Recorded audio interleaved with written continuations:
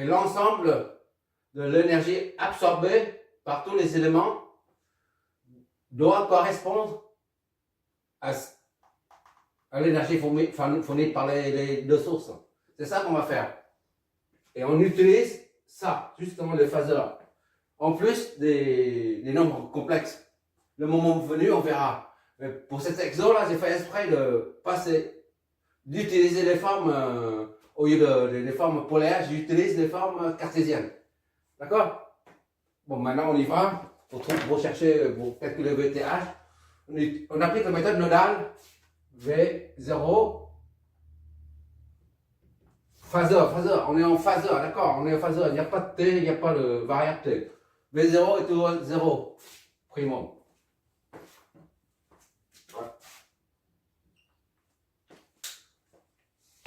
Et V2. V2, c'est la tension. V2, 0. Je détaille. V2, 0 est égal à VA. C'est la tension au bord. V2, 0. C'est la tension aux bornes de 0.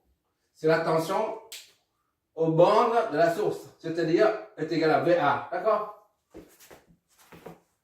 V2 moins V0 est égal à VA.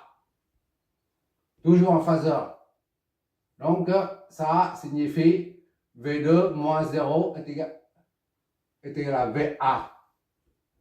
V2 est égal à VA. V2 est par conséquent, V40J. Voilà, j'ai fait exprès d'utiliser ça, V2 40J. Il n'y a plus d'encre.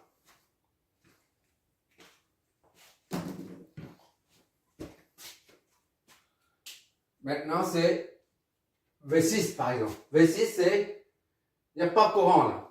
Ça, ici c'est nul, ici c'est nul. V6 est nul. 0 volt. Ça, c'est des volts. 40J, volts. D'accord? Les volts. V12 maintenant. 1, 2 là, V12.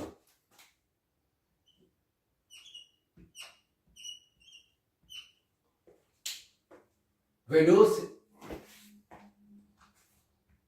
est égal à V1 moins V2. D'accord?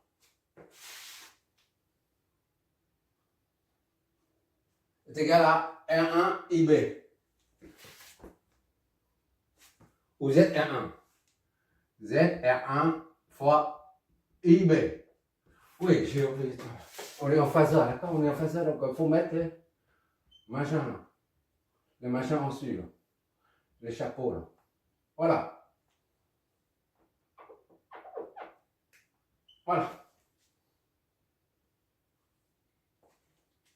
IB, en phaseur. Voilà. ZR1, RIB.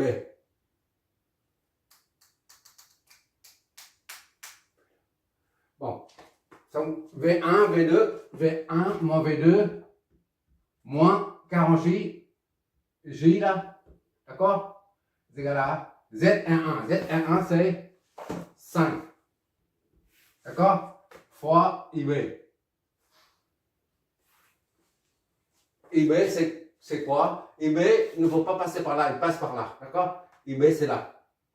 3, 0. 3 et 0. D'accord? V1 est égal à 15, 0. D'accord? Plus 40J. Ok, d'accord? V1 est égal à 15, 0, c'est-à-dire 15, la partie réelle seulement. Plus 40J. On laisse comme ça sous forme de, on a dit sous forme cartésienne. Pour une fois, tu vas voir comment on manipule l'équivalent entre la forme cartésienne et la forme polaire. D'accord? Cette fois-ci, on utilise beaucoup la forme cartésienne. Et maintenant, 15 plus 40J. Qu'est-ce qu'il nous reste? V1,6. Maintenant, ce qu'on cherche, un V1,6, nous. D'accord? On a V6. 6, 0. Alors, V1,6, c'est est égal à V1 moins V6. C'est toujours en phaseur. V1, c'est 15 plus 40J moins V6 c'est 0. Soit V1,6 est égal à 15 plus 40J. Voilà. D'accord? Voilà. A. VTH en phaseur est égal à V16 en phaseur. Soit VTH est égal à 15 plus 40J. Vol. Voilà. VTH, c'est ça. Donc, on a tous les deux paramètres là. ZTH, ici. Et ça, c'est VTH. Ok, d'accord? Voilà. J'ai un formateur et un professeur qui est du conservatoire. Il dit, ok, d'accord. Et la dernière fois, j'ai eu un autre formateur qui dit la même chose. Ok, d'accord. Tel maître, tel disciple. Bon. Maintenant, là, ici, là, puisqu'il s'agit d'une impédance, ce n'est pas une résistance. Une résistance, on met comme ça. D'accord? Et une réactance capacitive, on met comme ça. XC à côté. Et une mobile, on met XN. Lorsqu'il y a une combinaison des trois là, soit ça, ou ça, ou bien un mélange de tout, on ne met pas ni ça, ni ça, ni ça. On met comme dans le simulateur. Comme pour les simulateurs utilisent ce symbole pour dire que c'est une impédance, un mélange de tout dedans. Donc on peut mettre le équivalent maintenant, c'est ZTH. ZTH est égal à 5 plus 15J. Ok, d'accord? Ok, là c'est la source terminale. Ça c'est 1 et ça c'est 6. D'accord? Et là c'est plus et moins. VTH c'est TH. Ça c'est VTH est égal à 15 plus 40G. D'accord? Ça, c'est en volts. Ça, c'est des volts. Et ça, c'est des ohms. Voilà. Maintenant, on va raccorder la résistance R charge R4 pour déterminer justement R4. Voilà. IL de IL. On appelle ça IL. D'accord? Qui passe par R, qui passe par L et N2. C'est la même chose. IN2 là. En phaseur, cette fois-ci aussi, puisque ça on exprime en non complexe. Qui dit non complexe dit phaseur. D'accord? Bon, il suffit de faire le calcul. Là. Z total, disons c'est ça, c'est A, 1, 2 ici. Voilà. Et 6 ici. D'accord? Z total est égal à ZTH plus R4. D'accord? ZR4 si tu préfères. Z somme est égal à 5 plus 15J. D'accord? Plus R4, ZR4 c'est 20. Donc Z somme est égal à 25 plus 15G. Voilà. D'accord? U est égal à RI. Donc VTH en phaseur est égal à Z somme fois IL. IL ici, IL2 ici, c'est la même chose que IL2 ici. D'accord? Fois IN2. D'où IN2 en phaseur est égal à VTH, phaseur divisé par Z somme. Phaseur. C'est pas un phaseur, d'accord? Ça, on a dit, c'est une impédance. IN2 est donc égal à VTH, c'est 15 plus 40J divisé par Z somme. C'est 25 plus 15J. Donc IN2 est égal à... Calculatrice, qu'est-ce que tu me donnes, toi? Voilà, c'est la partie finale. Le verdict va tomber.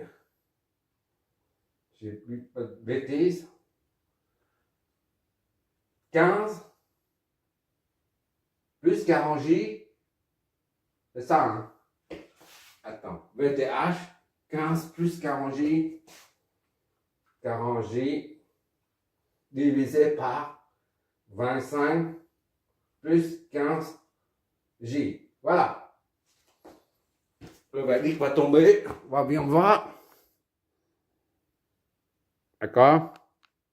Ça nous donne ça. On convertit ça en moline et phase. Hop là. Ça donne 1,46, 47 quoi. Et 38. 1,465. La phase est 38,48 degrés. Ça, c'est en ampères. D'accord? Voilà. On a trouvé là. Ça y est. On y est, on est à la maison là. On convertit ça, on ramène le résultat fréquentiel, la solution fréquentielle à celle temporelle. Soit IN de T est égal à... Il n'y a plus de chapeau, d'accord? L'amplitude cosinus de oméga, c'est combien on a dit? Oméga, c'est 10. 10T. Plus la phase, 38,48. Voilà. Ampères. Voilà, c'est fini. Ça, c'est terminé. Le courant qui circule dans le circuit là, à travers là, et un T est égal à ça. On vérifie là, VN2. Est-ce qu'on a la... Si on a la tension au bord, on vérifie si le courant et la tension est en avance de 90. D'accord? Bon, tu verras le résultat des simulations pour vérifier si c'est bon. D'accord? Je n'ai pas encore fait, mais je le ferai. Là, c'est l'avant-dernier. Maintenant, on fait le dernier exercice. Le dernier, il est très important. Très important parce qu'on l'utilise surtout en électrotech. C'est-à-dire quand il y a des moteurs. Un moteur triphasé. Triphasé, je ne sais pas comment ça c'est le symbole. Le symbole triphasé, c'est quoi déjà? Triphasé comme ça, je crois. Ou étoile, je ne sais pas trop. Moi, je ne suis pas de l'électricité. Je suis du génie civil. Donc, bon, supposons que ce soit ainsi ou ça. Ou un moteur continu, à la limite. Voilà. C'est plus simple. Un moteur est modélisé par une résistance et une inductance parfaite. D'accord? L et R. L, c'est l'inductance de la bobine. Et R représente la résistance propre de la bobine. C'est-à-dire des spires.